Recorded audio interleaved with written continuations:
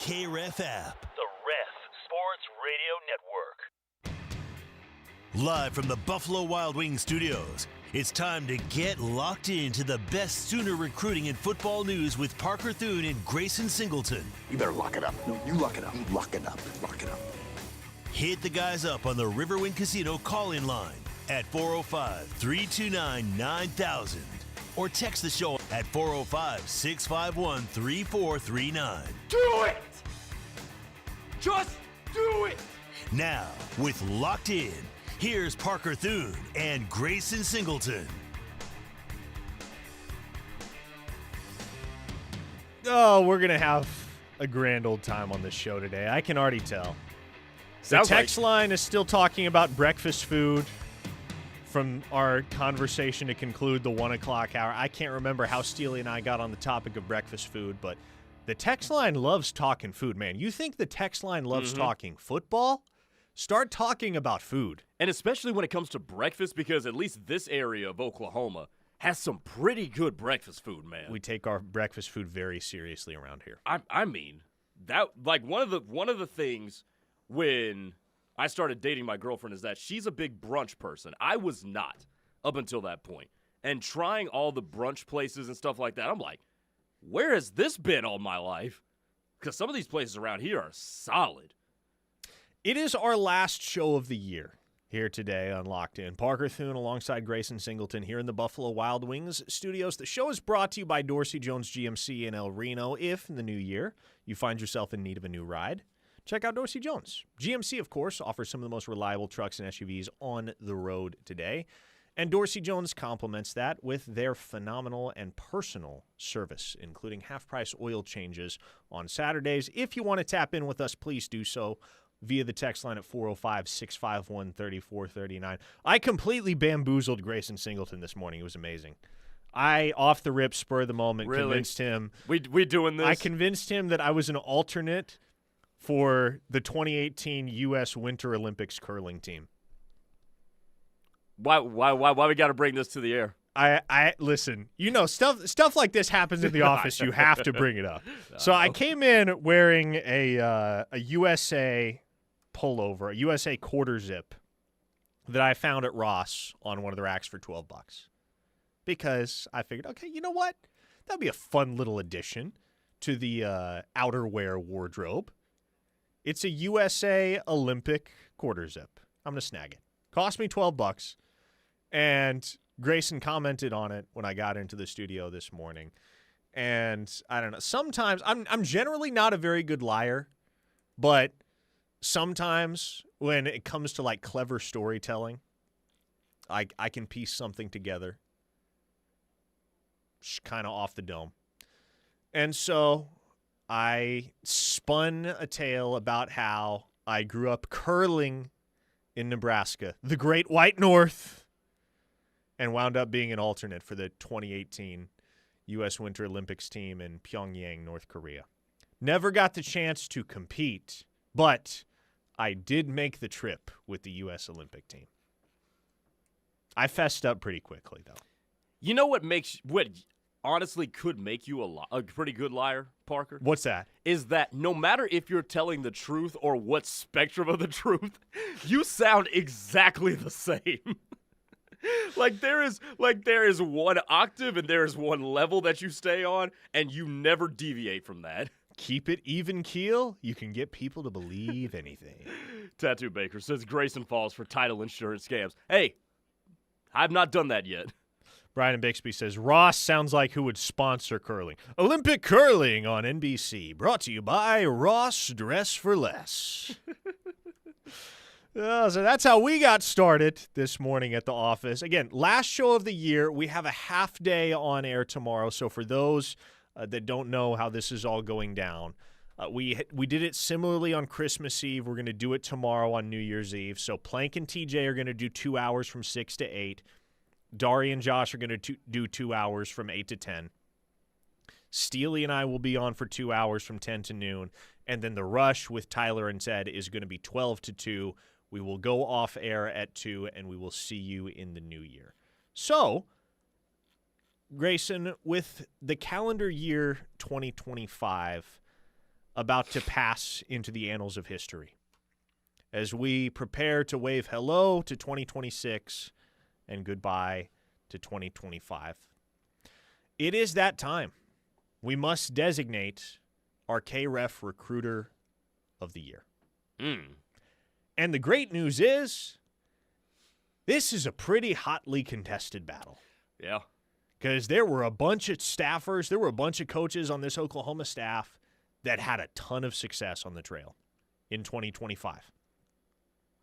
Ben Arbuckle got Bo Bentley, showed up, and that was his first order of business, just casually land one of the top 5 quarterbacks in America. Jay Valai, Brandon Hall, those guys over the years have just been consistently excellent as the recruiters. They haven't landed any 5-star. Well, Brandon Hall landed Peyton Bowen. But other than that, they just get rock-solid blue chippers every year, and guys that turn out to be really good football players at Oklahoma, the likes of Eli Bowen and Michael Boganowski and Cortland Guillory even. And so it was much the same for those two guys in calendar year 2025 on the recruiting trail. Emmett Jones had some huge wins in the 26 cycle at the wide receiver position. Most notably, Jaden Petit and Jasir Rogers, late after both those guys were committed to other P4 schools for a time. Bill Bedenbaugh, man, especially in the 2027 class, Bill Bedenbaugh put that work in. Cooper Hackett, Caden Penny, the top 2 prospects in the state, regardless of position, in the 27 cycle, committed to Oklahoma this year. Actually committed to Oklahoma on the same day. Yes. Within minutes of each other. Uh-huh. Which was fun. That was back in, August? No, September. That was back in September. A few weeks into the football season. Because I believe it was the evening of Oklahoma's season-opening win against Illinois State that we learned Cooper Hackett had committed to Texas Tech. Yes. Which was very short-lived. Todd Bates is off to a rollicking start in the 2027 class with the addition of Elijah Harmon. He may add another defensive tackle commit here in the coming days, but I suppose that does fall under the category of 2026. But all in all, a very successful year for Oklahoma on the recruiting trail, and a year that brought so much change, Grayson, in terms of how all of that is orchestrated on the OU end. I would say there are probably 5 to 10% of the Oklahoma fans knew who Jim Nagy was on January 1st of this year. Everybody knows who Jim Nagy is now. I don't know that there was a single OU fan at the beginning of the year that knew the names Taylor Redd, Stacy Ford, Lake Dawson, etc. You know all those guys now. And it's because the entire player acquisition operation at Oklahoma, the entire process of talent acquisition has been completely turned over here in 2025. And we're probably going to have to wait a year or two at least to render a verdict on what the tangible results of those changes are, Grayson. But we've been doing this show now for 4 years. This show will celebrate its 4th birthday, I believe, on Monday. And you and I have now been doing this show together for 1 year. 1 calendar year, yeah. Yes. I don't know, at least not in the time that I've been doing this show, I don't know if there's been more that has happened of note regarding recruiting and talent acquisition in the span of 1 year as there did in 2025. Yeah, no, I mean, this year was unique in its own right because I think this was the first year where we really started to incorporate all the modern factors that come into recruiting. A lot of the NIL and relationships and dealing with agents and dealing with parents and all that type of thing. So it just brought like a whole new set of circumstances, a set of factors into our discussions this year. And you know, that was pretty cool because I love these conversations, particularly as it comes to roster construction. And obviously, these are things that we have usually saved for the NFL that you now have to talk about when it comes to talent acquisition in the college game as well. But I feel like we have buried the lead a little bit. We did mention that Recruiter of the Year, which, by the way, brought to you by our friends at Right Way Insurance. So shout out to them as well. Who would be your nomination? And Ref Army, we need you guys too.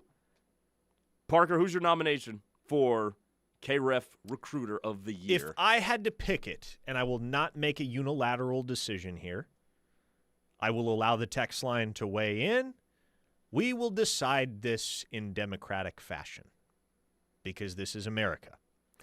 But if I had to pick it, if it were up to me, in my mind, your Recruiter of the Year for calendar year 2025 is DeMarco Murray. And the reason why? Yes, he landed DeZephan Walker. Great pickup. Yes, he already landed his 2 guys in the 2027 class in Jackson Stokes and Keldred Ben. 2 very different backs, but exceptionally talented. And 2 guys that ought to complement one another quite nicely in years ahead at OU. But maybe the biggest win of the entire year on the trail for Oklahoma. And there were a lot of big ones. Cooper Hackett comes readily to mind. The Jasir Rogers process, the Bo Bentley soap opera, all those were huge. But flipping Jonathan Hatton 2 weeks to signing day from Texas A&M, a program that was undefeated at the time, Grayson, that to me was the feather in the cap for DeMarco Murray.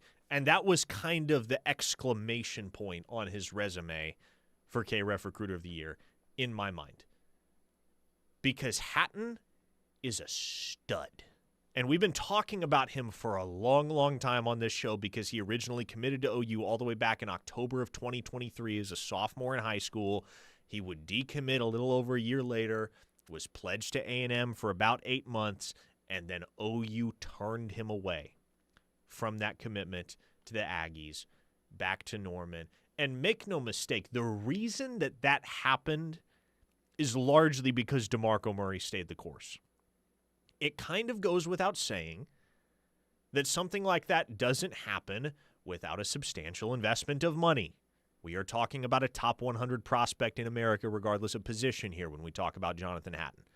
But the groundwork for that flip was laid and had been laid for a long, long time by DeMarco Murray.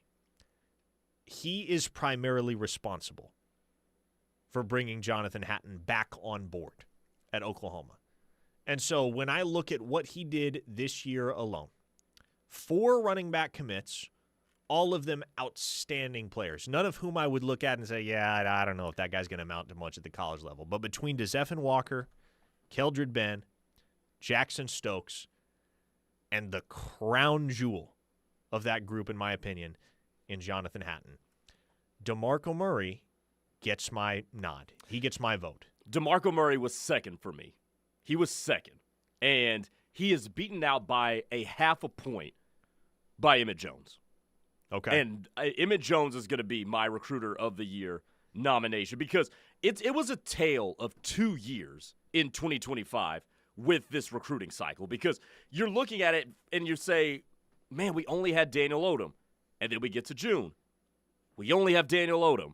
And then you get further and you're approaching the season and we only have Daniel Odom. Oh, and by the way, is Daniel Odom going to stick around because his homie Jaden O'Neal ended up decommitting from Oklahoma?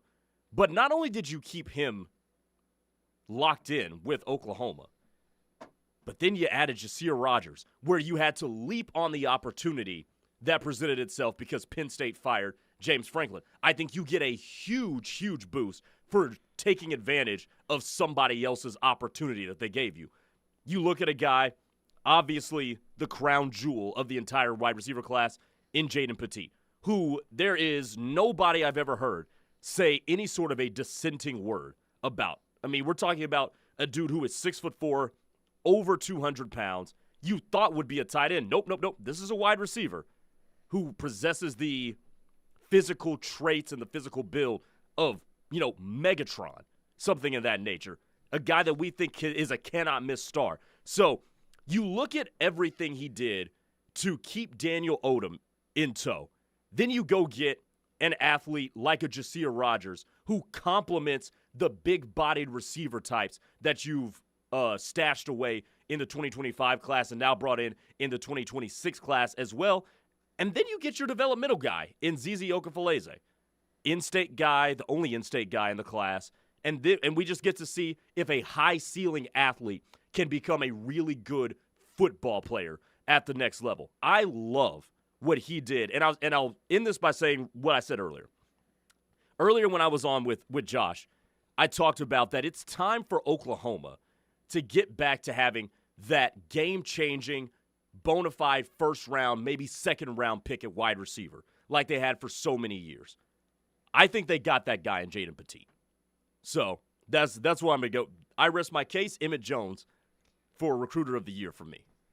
Man, you brought up Megatron, and I couldn't help but think. I had to double-check the NFL receiving leaders for a second. Had to see how close Jackson Smith and Jigba was to breaking Calvin Johnson's single-season receiving yards record. How close is he? He's going to need 256 yards this weekend to break the record. And he's had a bananas year, I know. too. His pursuit has fun. And I was sitting here thinking, I really, really hope, all respect to Jackson Smith and Jigba, and Puka, for that matter, who's right there neck and neck with him in the realm of receiving yards right now in the National Football League. But I watched so many Detroit Lions games in that 2013 season, and there will never be another receiver like Calvin Johnson, man.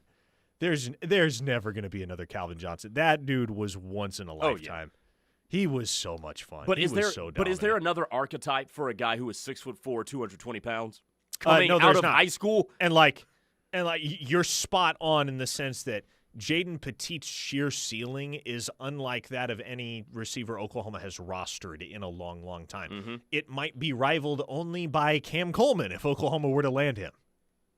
And so you might be right. Yeah, no, man, you mentioned Megatron. I hadn't thought about Calvin Johnson in quite a while, but instantly he played for the Lions. I started mentally replaying that 2013 season where he was just completely unstoppable. Like, you threw a ball anywhere in his zip code, he was going to go and get it. You remember that game he played against the Cowboys where he had like 320 yards and all those touchdowns? 14 catches, 329 yards, 3 touchdowns that day.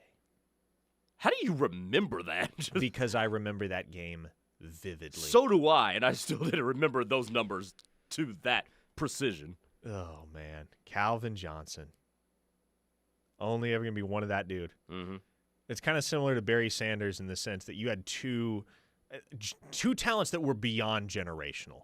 Two guys that you can argue stand alone as the best to ever do it, and they both got chased into an early retirement by how dismal the situation was in the exact same place. Mm-hmm. Detroit, America. Yeah.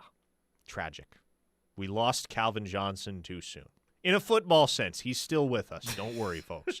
405-651-3439 is the Knippelmeyer Chevrolet text line if you want to chime in throughout the show. We'll get to the text line, get to some of your feedback questions. We'll talk OU's portal pursuits because the portal will be open the next time we do a show. So we have much to break down over the next 40 minutes here on Locked In. We'll dive in next. Keep it here on The Ref, the home of Sooner fans. Locked In is brought to you every day by Dorsey Jones GMC in El Reno. Dorsey Jones GMC is family-owned and operated with a knowledgeable, low-pressure sales staff here to help you through the buying process and half-price oil changes on Saturdays. Visit dorsey-jonesgmc.com for more information. At Armstrong Bank, your business isn't just business to us. It's personal. Our bankers are invested in your success, and we're ready to build a relationship that lasts. You deserve a strong financial partner by your side. Together, we can help make your business even stronger with products and services designed for your convenience. To learn more, visit a location near you or visit armstrong.bank. Armstrong Bank. Strength runs in our family. Member FDIC. Where do Oklahoma sports fans go to watch the big game? Gridiron Sports Bar at River Spirit Casino Resort in Tulsa. With multiple viewing screens and a huge LED wall, you'll never miss a play. Enjoy bar-top gaming, Topgolf swing suites, delicious game day food and drinks, and a VIP lounge for top-tier players. Gridiron Sports Bar takes sports fans to another viewing level. Gridiron Sports Bar, Tulsa's fan favorite.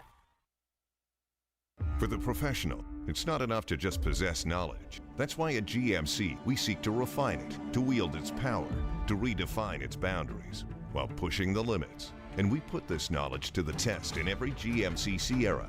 by engineering each one to outperform your expectations. So you know you're getting precision and durability when you need it most. And that's what makes the GMC Sierra the truck worth knowing. We are professional grade. See your Oklahoma GMC dealers. Traveling for the holidays, hosting guests, cold and flu season doesn't take a vacation. But thankfully, you don't have to worry. Norman Regional offers same-day care all winter long. Just walk in or save your spot online at one of our Norman or Moore clinic locations. Urgent care and walk-in clinics open 7 a.m. to 7 p.m. 7 days a week. And you'll be back on your feet fast before your next trip, gathering, or a busy week. Norman Regional same-day care. Today, not next week.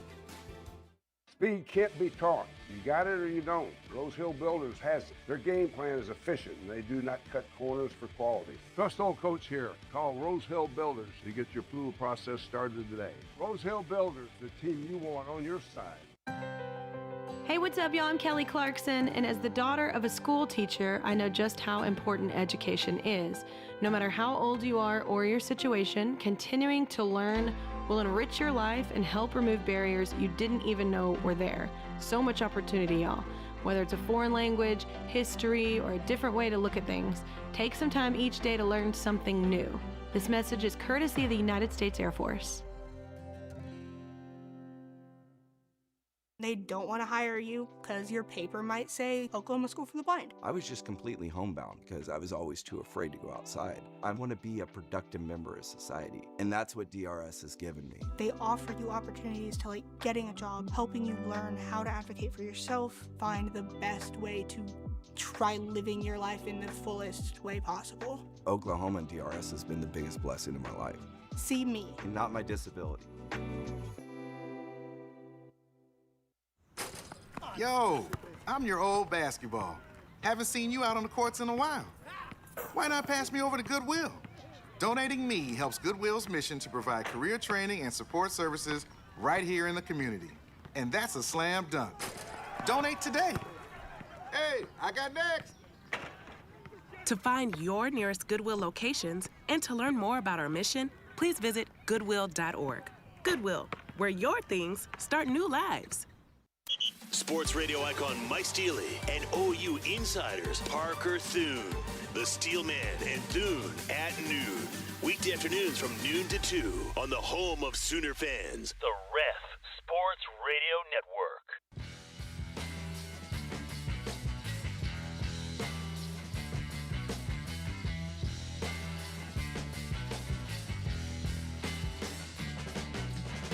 Final show of 2025 here on Locked In.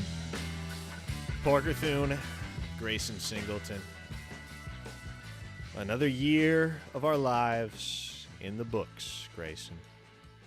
What's on your mind as we get ready to turn the page to 2026? Are these egg prices going to come down in 2026? If we're just, are we talking in a macro sense of the world? Or yeah, of course. Okay. I was leaving that very open. Okay. What do you think about as a new year approaches? I do think that at the back end of this year, I'm going to be 25. That is true. Which is slightly concerning. Why is that slightly concerning? More like, how the hell am I getting this old? I feel you on that. You're still quite young, though. Enjoy it. But at the same time, one of my best friends is 27, and we've been joking with him for about a year and a half now that he's pushing 30. And now I feel like I'm kind of creeping toward that sort of range where people are going to start calling me like, hey, you're pushing 30 now. And I just don't really want to hear that. Yeah, no, I give my wife plenty of crap because she is 4 months older than me. And so right now she is 27. I am still 26. And so I get to joke that you're in your late 20s. I'm still hanging out in the mid-20s. You're in your late 20s. Yeah, no, like my girlfriend's friends call me Unc sometimes. It's nice to have Unc status, though. That feels like the type of thing that you can wear proudly. I guess. I don't know. I guess I just want to be in my early 20s forever. Like pretty much everybody, right? Oh, those are the best years. Those are the good old days. College was a grand old time, truly. Colin Claremore says, Parker found him a cougar. Yeah, trust me. I make that joke too. Do you really? Uh-huh. 580 Mike Concho says, I'm 29 today. Does that mean you turned 29 today? If so, happy birthday. Hey, happy birthday, Mike Concho. I'm just making sure. He shares a birthday with Tiger Woods. We know that much. Yeah. You share a birthday with Tiger Woods and Braun. Anyway, I'm 29 today, Grayson. It's all downhill after 25. Hey, man, that's one of those things that I think about. It's like, I don't want it to all go downhill, so that's why, I try to stay meticulous about what I eat and, still try to work out 4 times a week. Hopefully it doesn't go downhill after 25. You know what I think about as a new year approaches? I think about and appreciate the simple joys in life. The things that so often we take for granted, but that enhance our quality of life substantially. Reliable transportation, Amen. for one thing. Mm-hmm. Fast internet. Shout out to David Goodspeed and the folks at OEC Fiber for fixing me up out in Blanchard. Man, there are a lot of us that I don't even really know if we'd process how we would function without the internet. There was a time, and I was very, very young, when internet access wasn't necessary to live your day-to-day life as a human. Mm-hmm. That time has kind of passed us by as a society. You need internet access these days. You know what another simple joy in life is? What's that? The Italian sandwich. Shout out to Italians, man. The Italian sandwich is glorious. Every single ingredient in the Italian sandwich is so crucial to the makeup of the sandwich as a whole. And, man, a well-made Italian sandwich, there's nothing like it. It's what's on my mind here on December 30th. As we're sitting here, rambling on the radio. I'm thinking about, man, you know what would be awesome right now? An Italian sandwich. Really? I love me an Italian sandwich. Hot or cold? Oh, that was going to be my next question. Do we do hot sandwiches or cold sandwiches? You know what? When it comes to the Italian, either or, man. It doesn't much matter. Because that sucker tastes incredible either way. Hey, Puerto Rican Sooner, that wasn't necessary. What did he say? Two-star Puerto Rican Sooner Don't bully Grayson. Talking about reliable transportation said, well, it ain't reliable if Grayson is behind the wheel. How many wrecks did you have this year? Just one. I just had the one. I knew it was coming at a certain point. CD from Hockley finally said, are we going to talk football at all today? Facepalm emoji. Okay, fine. CD from Hockley. I guess CD from Hockley doesn't like talking about food. Many on the text line do. CD from Hockley wants ball talk and only ball talk. That's actually the 501 says Steely is screaming at the radio right now. Probably so. Probably. Yes, talking about how old he is in comparison to the two of us. He is older than both of us combined when you think about it. But let's dip back into the transfer portal. Obviously, the news dropped. Were we on air yesterday when the news came down that Troy Everett was transferring? I think we were. Yes. So, Troy Everett officially out of the picture for Oklahoma. He is the third offensive lineman, 9th total player, third offensive lineman to enter the transfer portal or announce his intentions to enter the transfer portal, I should say, joining Jacob Sexton and Isaiah Autry-Dent. I'm going to be really interested to see what Oklahoma does in the portal on the offensive line because you're going to have to look for a certain type of guy, Grayson. Mm-hmm. And Oklahoma may not be done losing players on the offensive line to the portal because we all remember you know the principle of tin staffle? Tin staffle? Tin staffle. Nah. There's no such thing as a free lunch. It's an acronym. Oh, okay, yes, I know that one. Basically, the underlying principle there is, or the underlying reality there is, everything has a cost. Mm-hmm. And in 2025, Oklahoma had a pair of true freshman tackles that played pretty exceptional football, all things considered, as starters for the program, in Michael Fasusi and Ryan Foje. That's great. That's awesome. You feel like you have your two bookends for at least 2 years to come in Fasusi and Foje. But it comes at a cost. And what that cost is likely going to be is, you've seen it with Jacob Sexton, who understands, okay, if I come back next year to Oklahoma, I'm playing second fiddle at left tackle to Michael Fasusi. Like, my window to be the guy there has closed. I need to go somewhere where I can play and be an anchor, be a cornerstone for a P4 offensive line, and he'll have plenty of opportunities to do so. But let's say you're in the shoes of a guy like Logan Howland right now. He has been on the roster at Oklahoma for 3 seasons. He has 2 years of eligibility left. And he has to pretty well understand that with Fasusi planted at the left tackle and Foje planted at the right tackle, only in a world where one of those two gets injured and misses substantial time is he playing more than a few snaps here, a few snaps there for the remainder of his career at the University of Oklahoma. And maybe he's okay with that. But maybe he feels like, hey, you know what?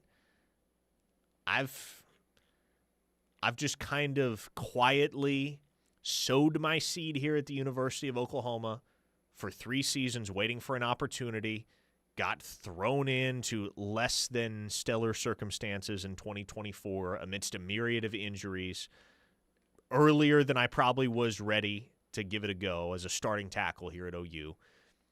Maybe I ought to look somewhere else for a fresh start and an opportunity to be a full-time starter. And so if that happens, and there are certainly others that fall into that same category as a guy like Howland, Luke Baklenko, another prime example. He has 1 year of eligibility remaining. If you lose Howland and or Baklenko, in addition to Sexton and Isaiah Autry-Dent, suddenly you are looking at a situation where you do not have hardly any depth at all at offensive tackle, and you're going to have to figure that out. And you're going to have to bring in guys that are willing to jump on board at a school where they're coming in with the expectation, with the understanding that I'm not going to start. I'm going to be a backup. I'm going to be a second stringer. My path to playing time probably exclusively begins with an injury to either Michael Fasusi and Ryan Foje. And that's a tough thing, man. You think it's tough to go into the transfer portal and find high-end starters, guys that fill immediate glaring needs for a football program. Try going into the transfer portal to find backups that are worth the take. Backups that, let's say Michael Fasusi, God forbid, tears an ACL and goes down for the remainder of a given season. Who will Oklahoma be able to get in the transfer portal that is willing to step into those circumstances where they are not the starter right off the bat and probably don't have much of a chance to start right off the bat, but they're still going to be good enough that if Fasusi goes down, you're comfortable sending them out there at left tackle? Yeah, no, it's a conundrum. And we talked about tackle earlier on, I believe like in the 10 or 11 o'clock hour with Josh, and I was always of the mindset that Oklahoma, either way, would need to go to the portal for 1, maybe 2 tackles just for depth purposes, because the Sooners have had some really rough luck keeping tackles upright and healthy over the last couple of years. So that was a position where I thought they would need to address in the portal anyway. But when you lay it out like that, I think that presents a problem, because who are you going to be able to get that you can say, okay, they will be able to hold their own against SEC defensive ends? And the answer is that market's going to be pretty bare for guys that are going to fit that criteria and be like, all right, cool, you're not getting on the field unless Fasusi or Foje get injured. Like, I do think that is going to be a very tough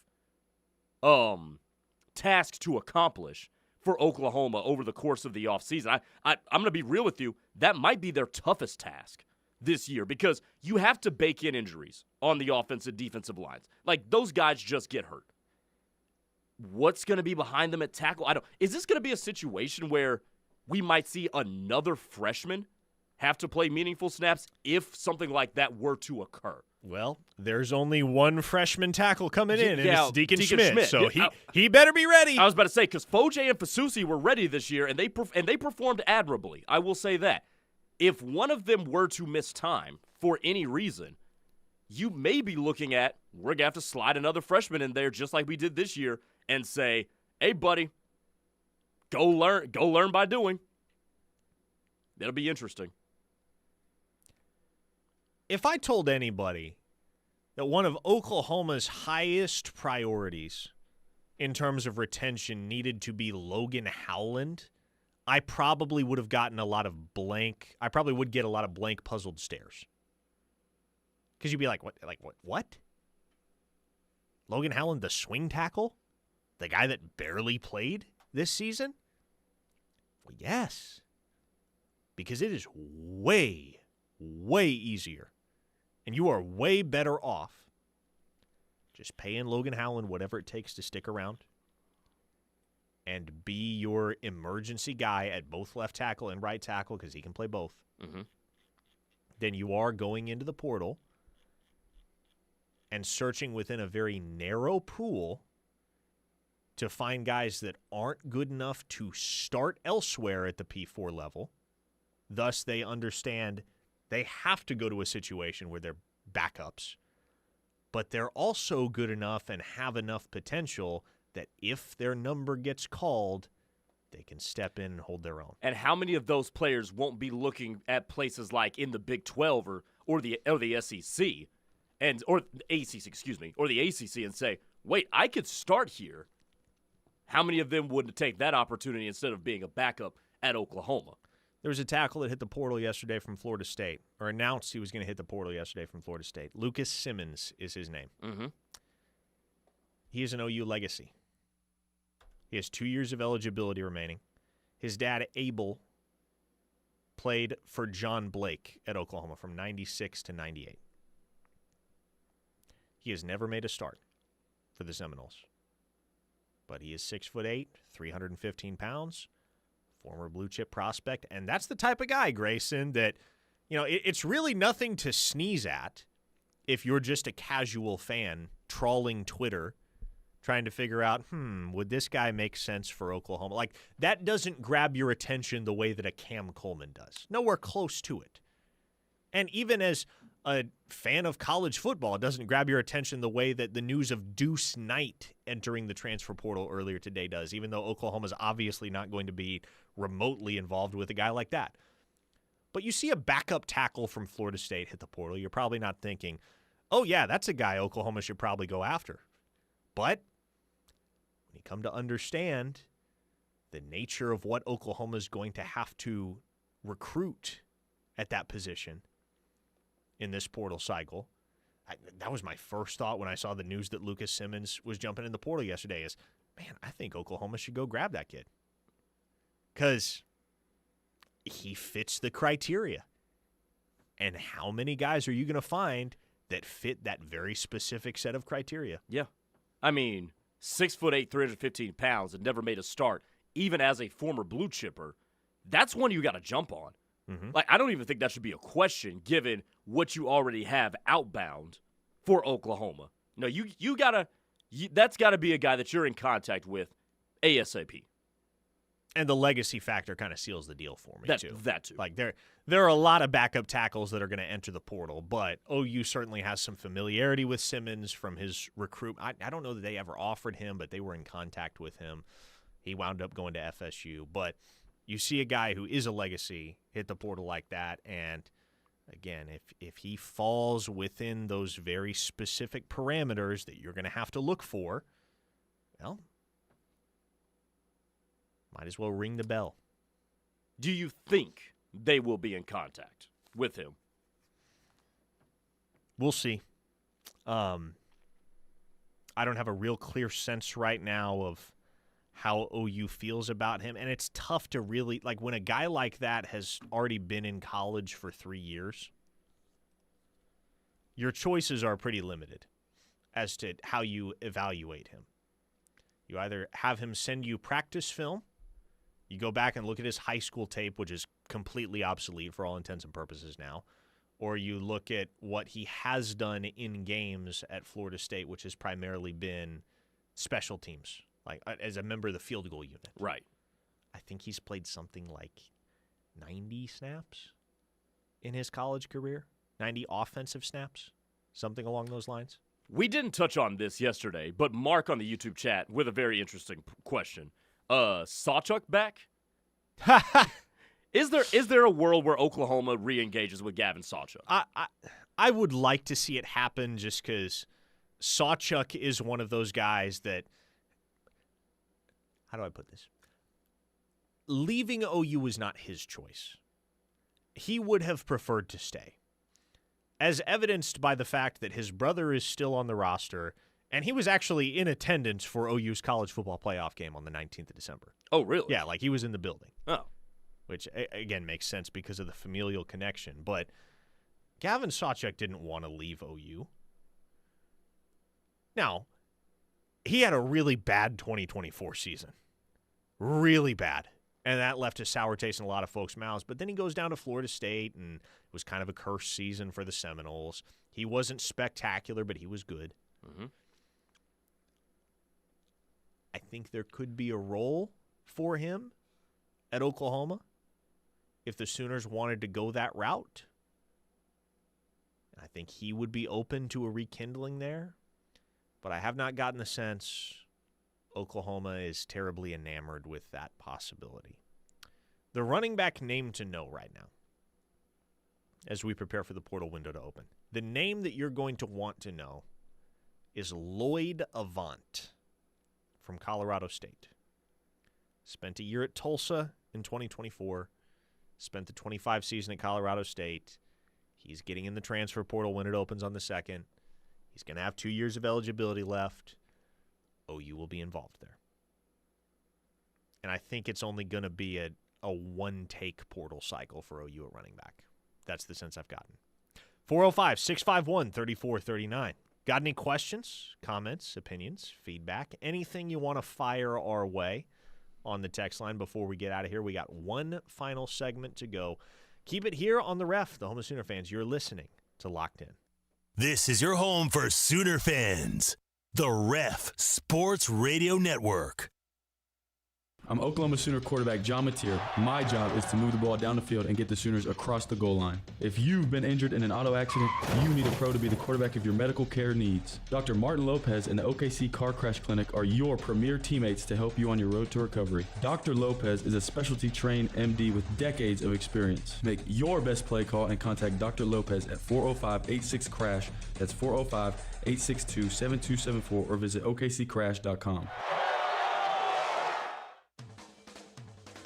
This holiday season, the team at Confidence Chevy Buick GMC is celebrating what matters most: family, community, and holiday deals that are sure to make your season bright.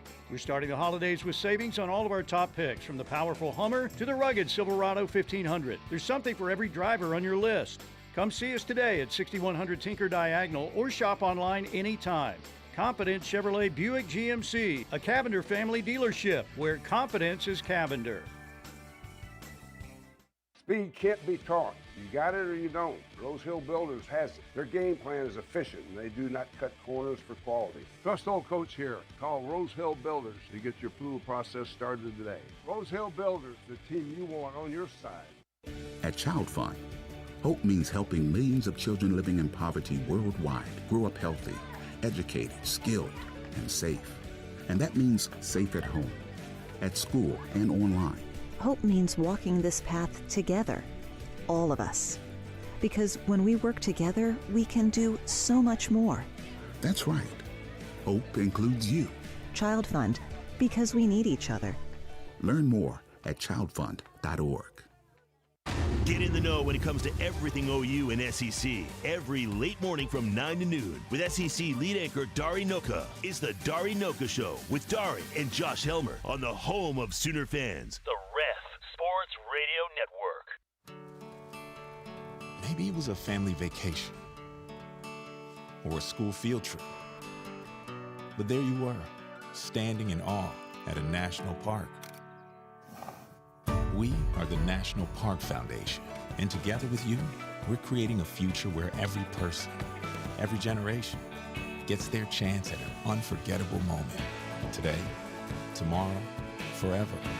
Learn more at nationalparks.org/foundation. Mommy, can I sit in the front seat just this one time? Please, please, please. No, not yet. But why? Because I love you, and you're just not ready yet. Now, get in the back so I can get you in your car seat, please. Putting your kids in the right seat for their age and size is an act of love. Check that your kids are in the right seat at NHTSA.gov/the right seat. Love protects. A message from NHTSA and the Ad Council. The best words to hear at the TSA security checkpoint? You're good to go. All it takes is a little preparation. Get to the airport early, bring a carry-on bag that fits in the overhead, and have an acceptable ID.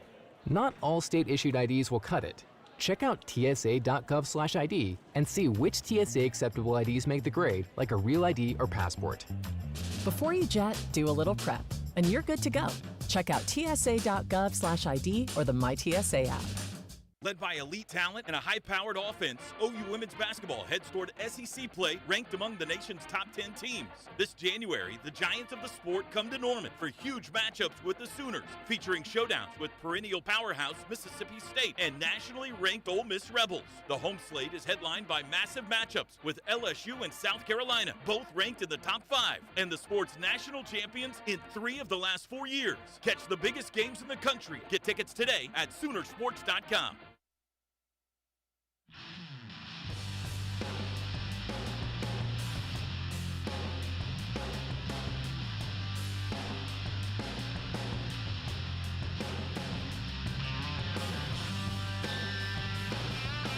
Final Trivia Tuesday of 2025 here on The Ref.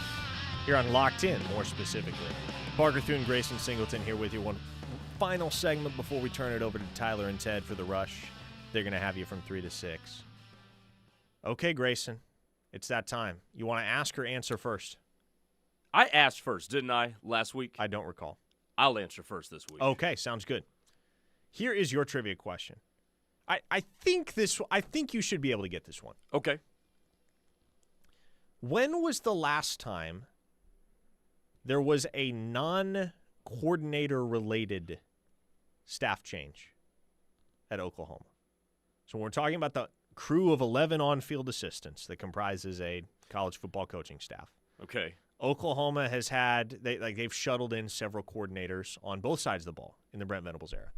When was the last time there was a change to the on-field staff that did not involve a coordinator? Okay. Was it the addition of Emmett Jones?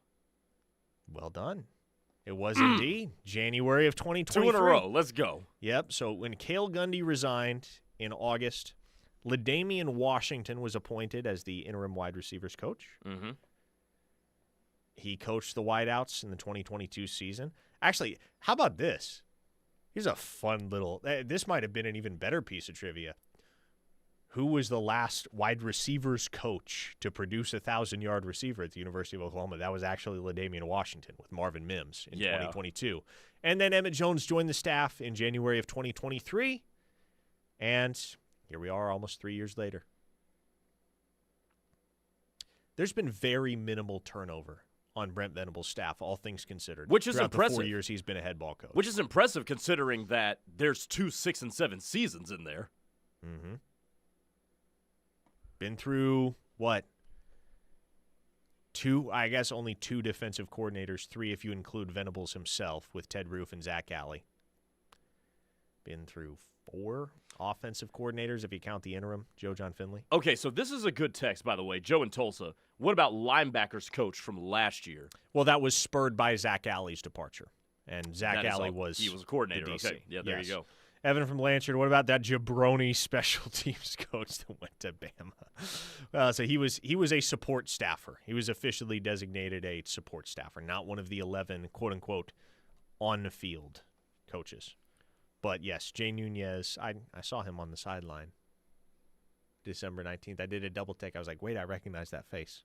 Oh, it's Jay Nunez. Okay, there you go. But, yes, Oklahoma brought in Doug Deacon to replace him, which has proven to be quite the favorable transaction. Worked out pretty good this year. Concerned. Yes. All right, how about a little college football playoff-related trivia, Parker Thune? I'm down with it. What do you got? So, the last time Indiana, who is in the Rose Bowl this weekend, won a bowl game was back in December of 1991. Holy smokes. Which Big 12 team did the Hoosiers beat in what is the Copper Bowl? Current Big 12 team? It is a current Big 12 team, yes. Okay, Copper Bowl. 1991. I am going to say it was Colorado. No. Dang. Okay. I'll give you a couple more. What you got? Okay, I'll make one more guess. Okay. Current Big 12 team, beat them in the Copper Bowl. Cincinnati. No. Okay, what do you got? Baylor. Baylor. Okay. Indiana defeated Baylor 24-0 in Tucson, Arizona. Hang on. 91, you say? I wonder if our good buddy Steve Stutzman was on that team. That was about the time he was a Baylor Bear.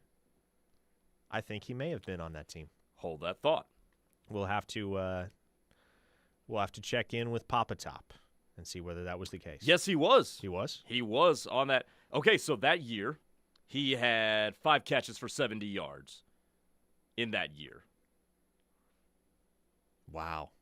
Look at that. We managed a little OU tie right there. There you go. Shout out Papa Top if you're listening. He's probably golfing right now is probably what he's doing, if I know Steve. A verified source got it right. He said Baylor? He said Baylor. Yeah, that guy knows a lot of stuff. He knows a lot of stuff. 405-651-3439. If you have any last-minute questions to get in, as this listener from the 937 does, that's the state of Ohio. Hey, guys, how good do you feel about Reggie Powers III getting the nod at Cheetah next year or getting the bulk of snaps there? I feel great about that. Very good. Yes. Give me all the Reggie Powers snaps next season. He's going to start at Cheetah, barring something completely unforeseen.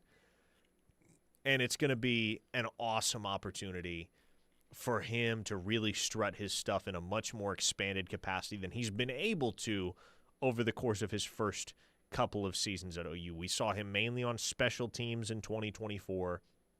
You started to see him play the strong and play the Cheetah in 2025, but he was backing up Kendall Daniels for the most part at that Cheetah spot.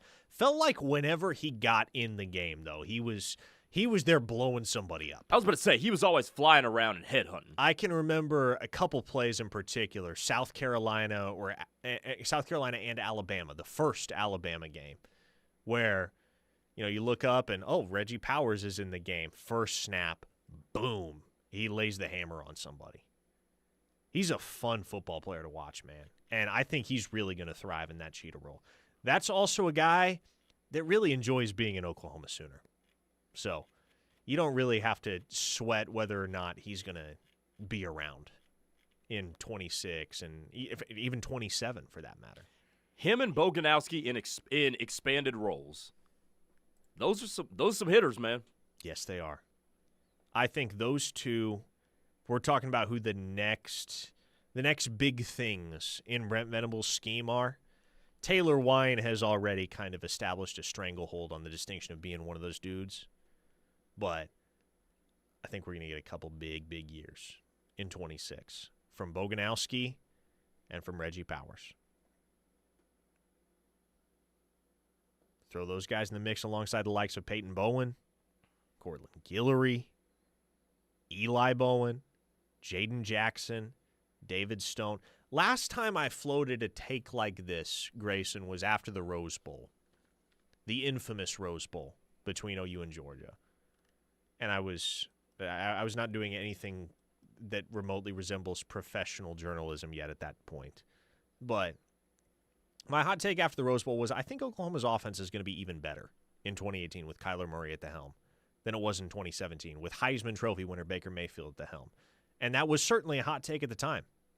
But that 2018 offense, I think it's the most explosive offense I've ever seen at the collegiate level. I mean, There were offenses in years past that were just workmanlike. Like, they were relentless. They would move down the field 5-6 plays at a time and score every single, like LSU 2019, even OU in 2008. I've never seen an offense as explosive, as capable of producing 60, 70, 80-yard touchdowns at any given moment, like Oklahoma in 2018. I think OU's defense in 2026 could be even better than their defense was in 2025. Okay, I'm not there quite yet. I see where you're coming from. And by the way, I think the secondary is going to be better than it was this year. I'm not there yet just because I don't know what the situation at linebacker is. And quite frankly, you're not going to have 4 defensive tackles rotating in like you normally do as well. At least at the calibers you had this year. There are some things to figure out, some position battles that remain unsettled and will remain unsettled. But we got a whole offseason to talk about those things. For today, though, we're done, folks. For Grayson Singleton, I am Parker Thune. The Rush is coming up next. Tyler and Ted take over on the other side. Keep it here on The Ref, the home of Sooner fans.